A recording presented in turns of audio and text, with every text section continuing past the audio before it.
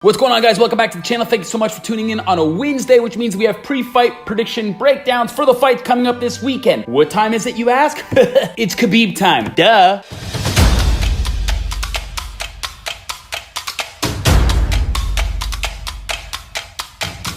We have UFC 242 this weekend. Yes, it is a pay-per-view, but mark my words, nonetheless, it is a pay-per-view you are going to want to buy. And get ready to watch some amazing fights with some new up-and-coming talent, and of course, already established talent in the UFC, including the champion, which we'll talk about later. But first, we're going to talk about another fellow Russian on the card, Mairbek Taisumov, going up against Brazilian brawler Carlos Diego Ferreira.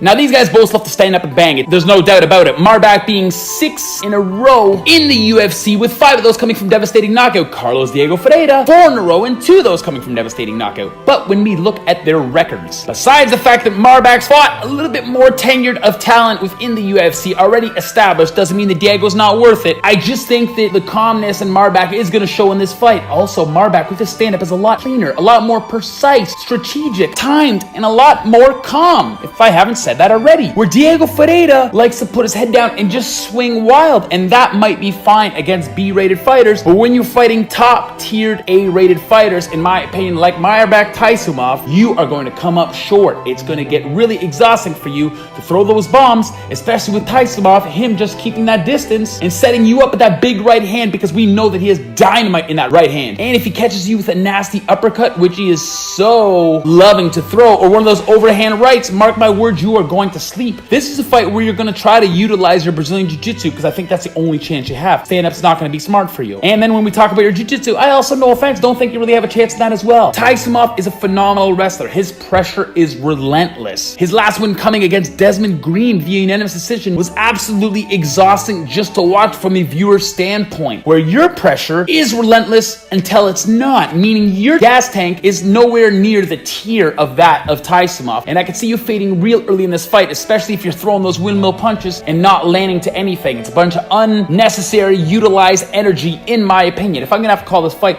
I think Taisomov's gonna take you into deep waters, probably the second round, end of the second round, and you're just gonna fatigue, and when his moment comes, he's gonna catch you with that right hand, because I just don't think you're gonna understand how to deal with that pressure, and it's gonna be too much for you, and you are gonna fade and make a very critical error in judgment, and you're gonna get caught with the right hand, in my opinion, and probably go to sleep. Now, going up to the heavyweight division, speaking of Russians, we have another fellow Russian. We're talking about Shamil Abdurakhimov. He is going up against another heavy-hitted top contender in the UFC division, in Curtis Blaydes.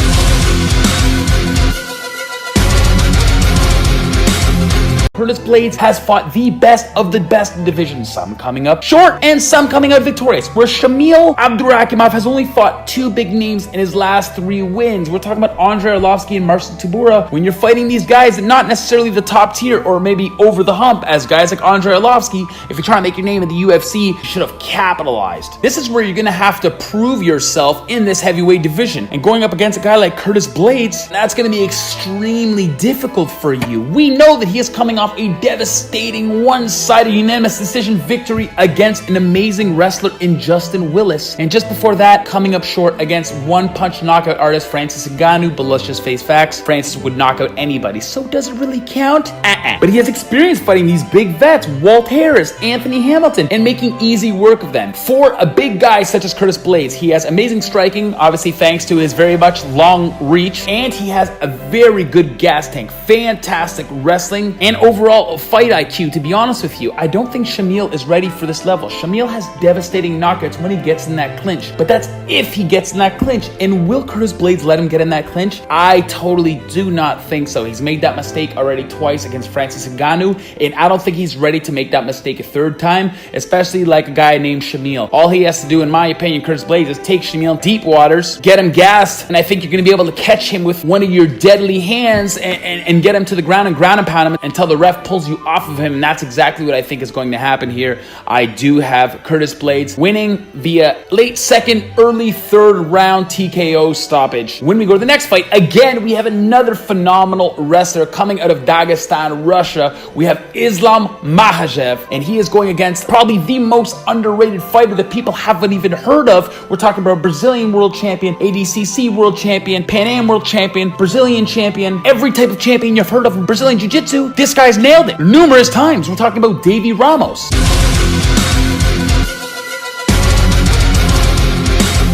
Now, Davi Ramos is also a really good striker, and that should be something that he should be utilizing more in this fight, because Islam Makhachev, these Dagestan guys are phenomenal wrestlers, and their pressure is literally second to none. We saw in his last fight when he fought another fellow Russian and destroyed him via unanimous decision. Nonetheless, a fantastic bout for both guys when he schooled Arman Sarukian. Islam has fought way tougher guys than Davi Ramos. No offense, Davi Ramos. I just don't know if you're going to have time to get off your striking before Islam grabs you, and he's a strong hitter too, maybe a little bit sloppier in terms of striking, but he can take a shot and he can get in there and deliver relentless pressure against the cage. I think his wrestling is going to be enough to negate your Brazilian Jiu-Jitsu attributes, but I think Islam is going to put devastating pressure on you, wear you out against the cage with those strikes. He's super powerful, so I don't think you can be able to take him to the ground. Your best bet is obviously to pull guard, but then we're talking about a guy who's phenomenal on wrestler and phenomenal inside of people's guards, so I think you're going to have your hands full. I think that you are pushing to this fight way too early, and Islam is going to make easy work of you. And I'm talking, even if it goes to unanimous decision, which is like, oh, good for Davi Ramos. No,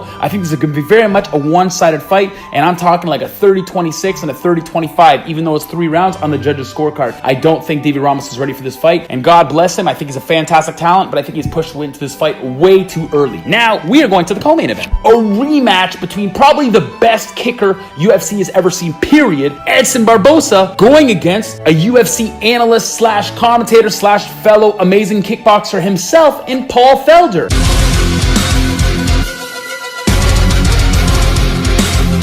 This is a rematch. Edson Barboza's kickboxing was just far too superior for Paul Felder to really handle. Paul Felder, although being an amazing specimen in the kickboxing game and of course mixed martial arts, I don't think his reach is going to be enough to get inside Edson Barboza's reach.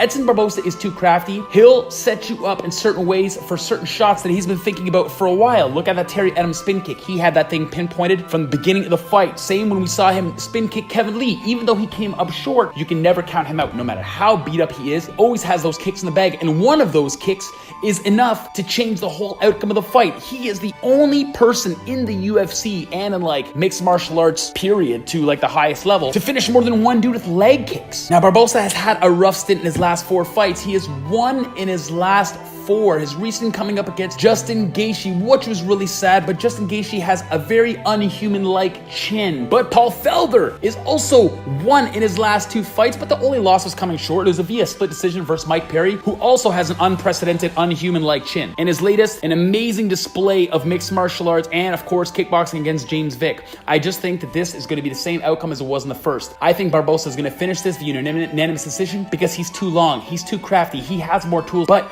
the reach of Barboza and the way he fights using his legs, it's going to keep Paul Felder at bay, and he is not going to have the opportunity to get in there and do that. The only reason why Justin Gaethje did, like I said, unprecedented, unhuman-like chin, was because Barboza went in there for the kill. He thought he had the finish, and of course, the Terminator Justin Gaethje is, was able to throw a super punch and put Edson Barboza's lights out, because obviously he bears significant knockout power as well. But I do think that he's ready to get back to the win column and fighting somebody like Paul Felder, which he already knows how to beat. And Paul Felder hasn't really evolved. He's still an amazing fighter, but really his game plan hasn't changed, and neither has Edson Barboza's. I think the result's going to be the exact same.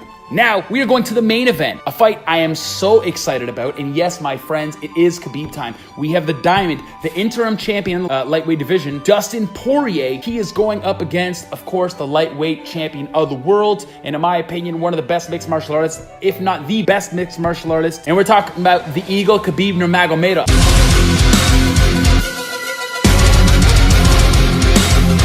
Now, Khabib Nurmagomedov, high five to you for beating the living hell out of Conor McGregor in your last fight. It was a fight where people thought that maybe this is the fight that Khabib is going to come up short. He's going to lose. Conor's going to have his number. But Khabib beat him on the feet. Khabib beat him on the ground. Khabib beat him with the pressure. His cardio almost knocked him out and then ended up submitting him in the 4th round. It was a clobber fest, and the pressure was relentless and actually very scary, very exhausting to watch from a viewer standpoint as well. Dustin Poirier is an amazing athlete, such a Cinderella Cinderella story. He's been back and forth, but now he is on the map. In his last fight, he devastatingly, one-sidedly beat the living hell out of the featherweight champion in Max Holloway. It was an absolute clinic, but it was an absolute boxing clinic. You are going to need more than your boxing to beat a guy like Khabib. Khabib can take a devastating shot. Conor hit him, and Conor's got dynamites in his hand. But are you going to have the difference in power to really stop Khabib in his tracks and rubber him and put his lights out? I don't think so. And Khabib is really taking this seriously. He's 27-0, but now that he has defended his belt, he wants to continue that reign. He wants these big fights against GSP. I don't think it's going to ever happen, but he is taking this absolutely serious, and he has beat the best the light heavyweight division has to offer.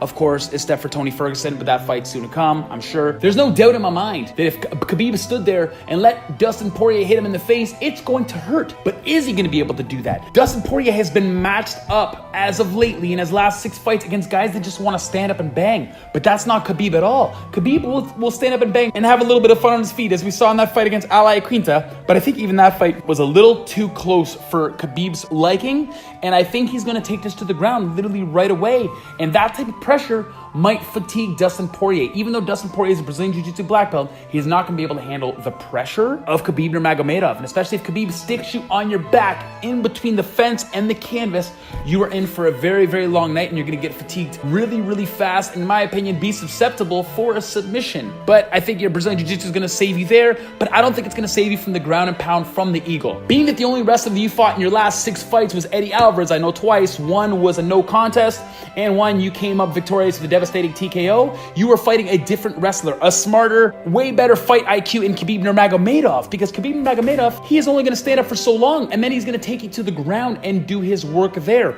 training with the best at AKA Daniel Cormier, Justin Willis, of course himself, Islam Makhachev. These are the best of the best. Cain Velasquez, Luke Rockhold sometimes when he's not too busy modeling. Khabib is always training with guys that are significantly more powerful than them. So Khabib is not going to be worried here that Dustin Poirier is a bigger guy than him at all. In fact, that's going to be in his comfort zone. If I'm going to have to say exactly what's going to happen, I think that Dustin Poirier is going to have enough heart and enough cardio to get him to that 5th round. But I do see Khabib once again coming away with a devastating one-sided victory via unanimous decision and keeping himself as the GOAT of the lightweight division and undefeated at 28-0 and knocking on the door of El Cucuy, Tony Ferguson, to make that fight finally happen. Thank you guys so much for tuning in. I hope you really enjoy the fights this weekend. I know I sure the hell am. Leave a like, dislike, comment. Let me know what you think. Who's going to win? Who's not going to win? Am I right? Am I wrong? Who the hell knows? Thanks so much. Share it to your friends, family, enemies. Doesn't matter. We are going to see you next week.